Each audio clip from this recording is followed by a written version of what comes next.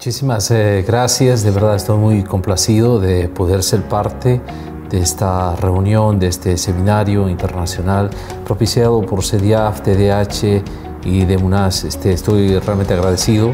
Agradezco a Jorge Valencia por la invitación, a Grace, a Cecilia por la presentación, también a los panelistas que más adelante nos van a acompañar a través de sus comentarios. Esta es una temática muy interesante. Desde el momento que Jorge me comentó, empezamos a conversar sobre la normativa, sobre los proyectos, sobre los desarrollos que se están realizando, justamente pensando en el equilibrio que debe haber entre las acciones del ser humano y la naturaleza.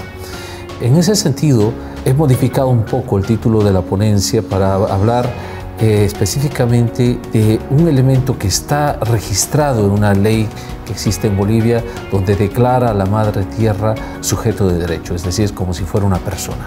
Y en esta ley, justamente de la madre tierra, se habla de la armonía y equilibrio con la madre tierra o con la naturaleza. Lo voy a hacer desde el enfoque de movilidad urbana sostenible, que es el área en el que justamente he estado desarrollando en los últimos años, y que también quisiera comentarlo desde la experiencia específica del propio proyecto del teleférico. Si me acompañan con la presentación, por favor, Iván. Acá lo que quiero destacar básicamente es el ser humano en su mundo. ¿Qué es lo que ha ocurrido? Jorge lo decía, son 200 años en los cuales ha habido una transformación importante, básicamente en la que se ha venido viendo, visualizando ese desarrollo, esa evolución que ha tenido el ser humano en función de sus actividades. Fíjense qué es lo que ha venido ocurriendo.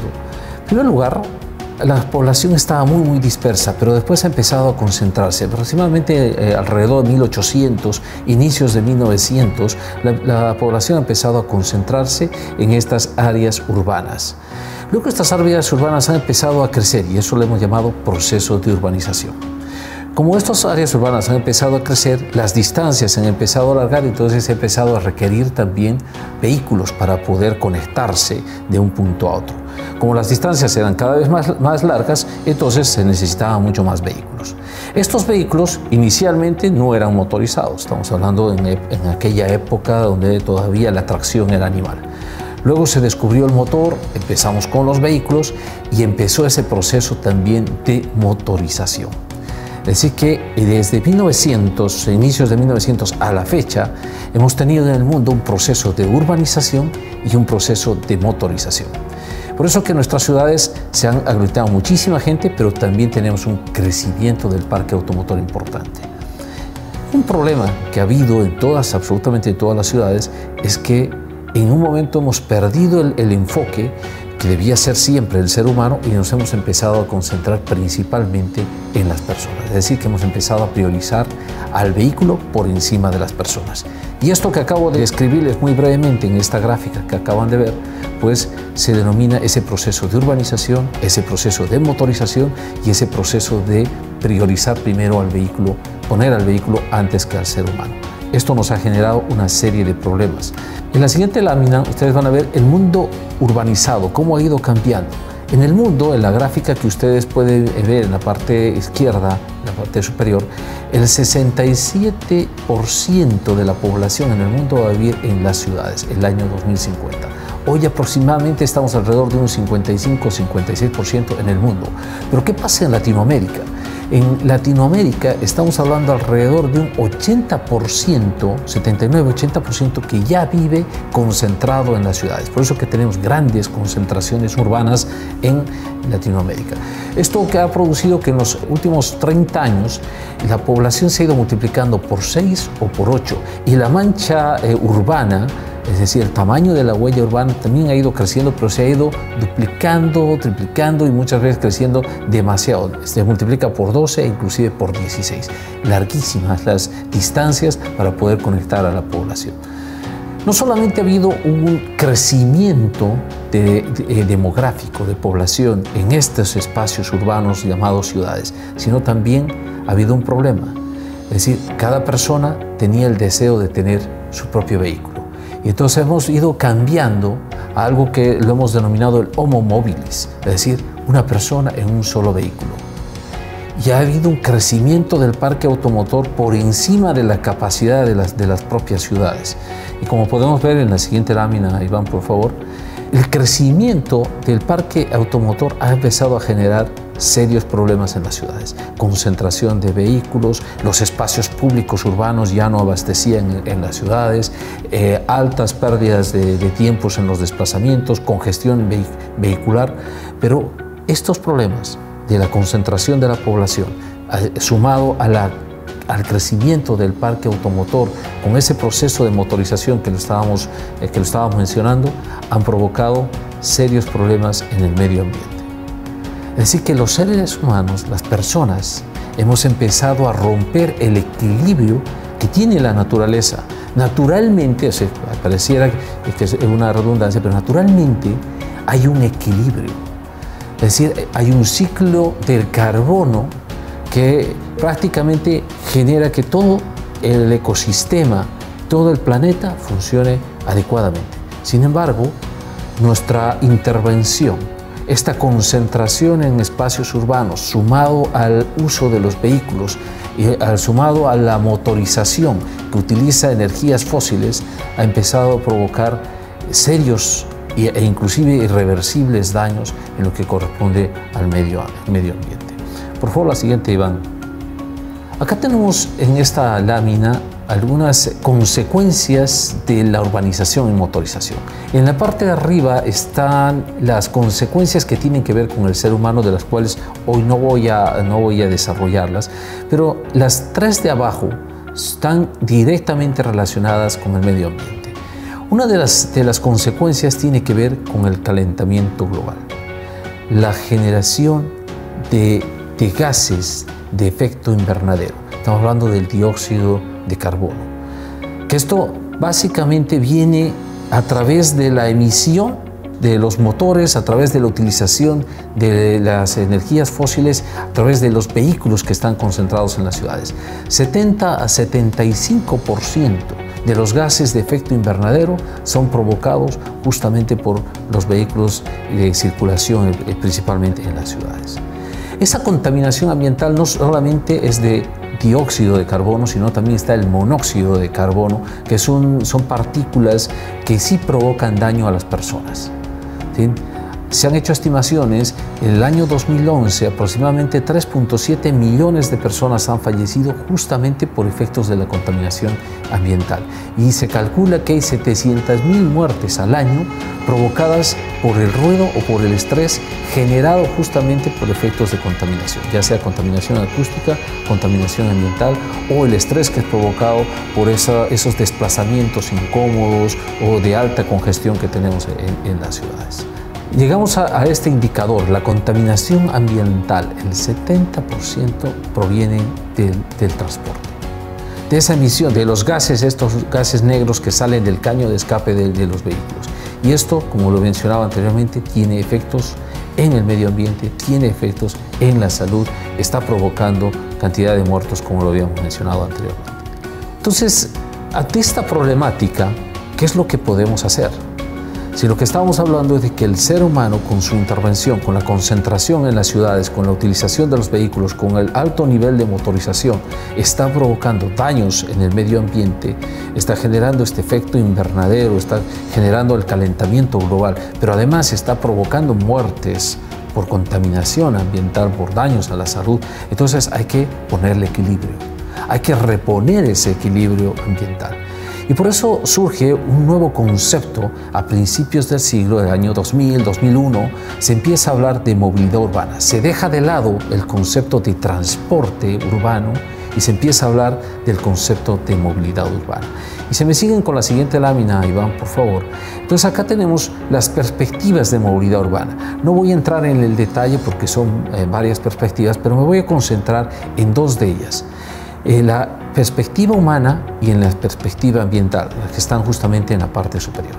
¿Qué dice la perspectiva humana? La perspectiva humana dice, debemos poner al ser humano en el centro de las decisiones. Es decir, que cualquier proyecto, cualquier actividad, cualquier inversión que vayamos a hacer en la ciudad tiene que estar dirigida a mejorarle la calidad de vida de la población.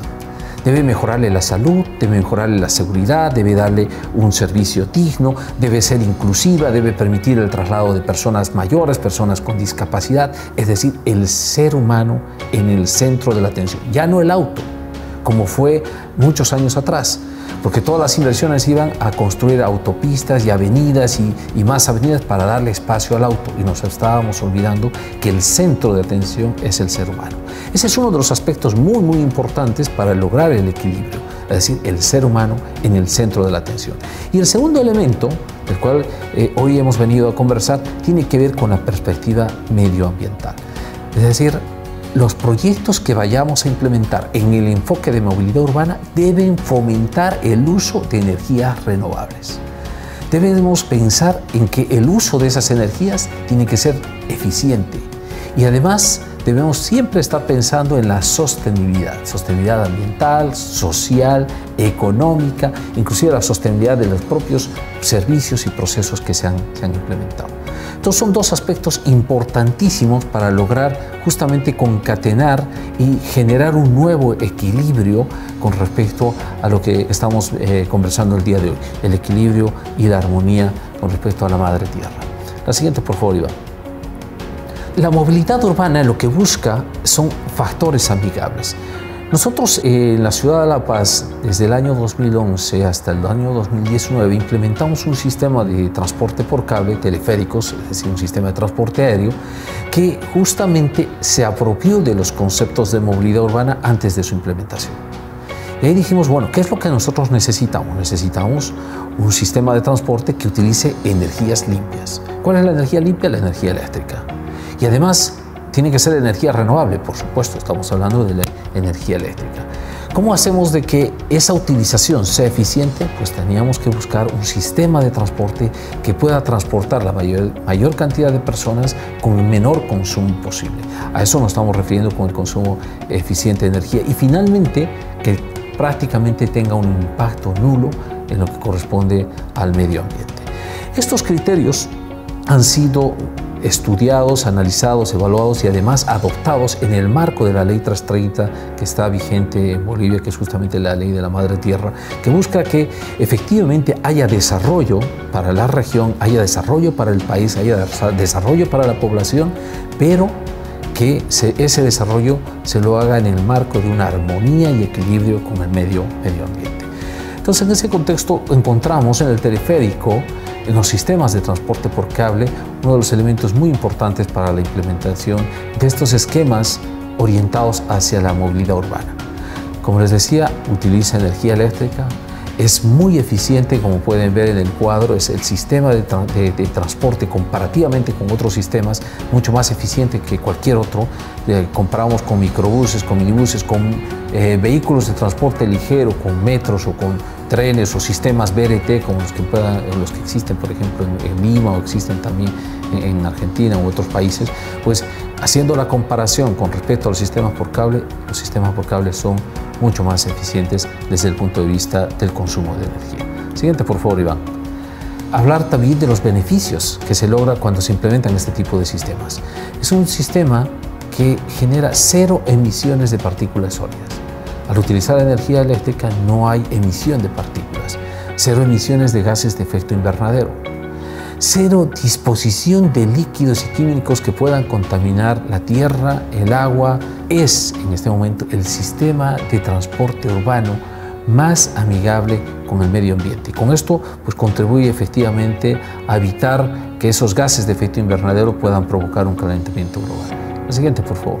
Hicimos unas mediciones en superficie y en cabina de cuál era la calidad del aire. Se utilizaron el mismo equipo por superficie en un vehículo de transporte terrestre y el mismo equipo en una cabina. ¿Y qué encontramos como resultados? Que las personas en un minibús, en un microbús, estaban respirando monóxido de carbono, entre 9 partes por millón a 17.4 partes por millón. Sin embargo, metros más arriba, en una cabina, no existía ni una parte por millón, 0 partes por millón en una cabina del teleférico. Es decir, que la calidad del aire en vehículos suspendido era muchísimo mejor que la que se respira a nivel de superficie. Iván, la siguiente, por favor.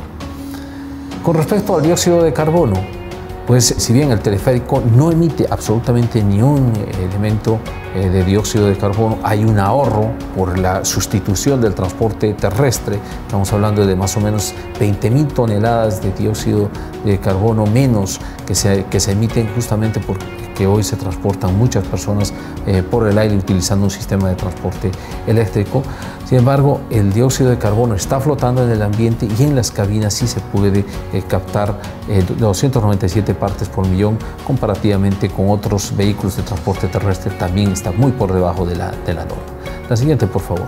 Con respecto a la exposición a los ruidos que tiene que ver también con el tema ambiental, lo que se ha encontrado en diferentes puntos, en cabina, en estaciones, en espacios, de que el viaje en una cabina está muy por debajo de los niveles de ruido permitidos por la norma. Es decir, que es un viaje absolutamente placentero, lo cual ha reducido significativamente los niveles de estrés. Hay mucha gente que en encuestas que se han realizado se les preguntaba qué es lo que más disfruta del viaje en el teleférico. Mucha gente respondió sus maravillosas vistas, pero mucha otra gente respondía: me encanta escuchar el silencio, así tal cual.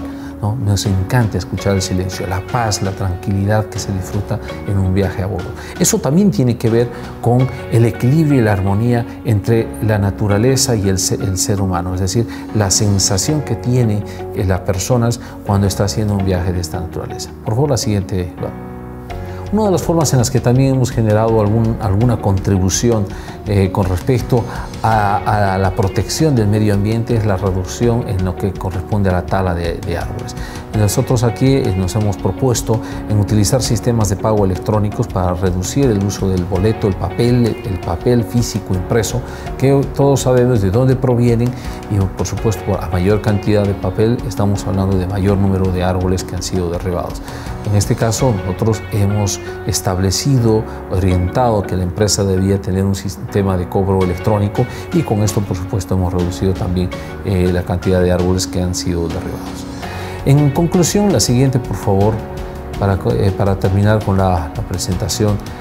Como conclusión, creo que es importante mencionar de que este concepto de movilidad urbana, que hoy está vigente, que tiene totalmente fuerza a nivel mundial, considera un elemento fundamental manejar el equilibrio, la armonía entre las acciones del ser humano con respecto a la naturaleza.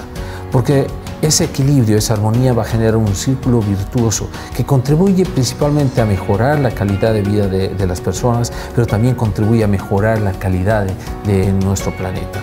Y para ello es importante que manejemos estos principios, estos esquemas de movilidad urbana para que en las próximas inversiones que se vayan a desarrollar, que se vayan a ejecutar en las ciudades donde hay altísima concentración de población, se piensen en sistemas de transporte masivo, se piensen en sistemas de transporte que utilicen energías limpias, renovables, que sean eficientes, que contribuyan directamente en la cero emisión de gases de efecto invernadero, y que de alguna manera también contribuyan en la mejora de la calidad del aire, y con eso directamente estaremos mejorando también con la mejora en la calidad de vida de la población. Esta es la presentación que he querido traerles el día de hoy, algo sintética para que puedan conocer de alguna manera desde un enfoque un poco diferente desde el punto de vista ambiental la contribución que ha tenido y que tiene este sistema de transporte en las ciudades de La Paz y el Alto, pero también consideramos que pueden funcionar perfectamente en otras ciudades, incluyendo Lima, que es un caso que mucha gente se puede preguntar, es una ciudad totalmente plana y sirven los teleféricos para una ciudad totalmente plana. Pues la respuesta es sí, absolutamente sí, se pueden implementar. Es más, considero yo de que se debería estudiar, evaluar este tipo de sistemas para resolver la problemática que ya se tiene en la ciudad de Lima, que es bastante compleja, ¿sí? Muchísimas gracias por su atención a todos, y bueno, estoy atento a cualquier consulta más adelante.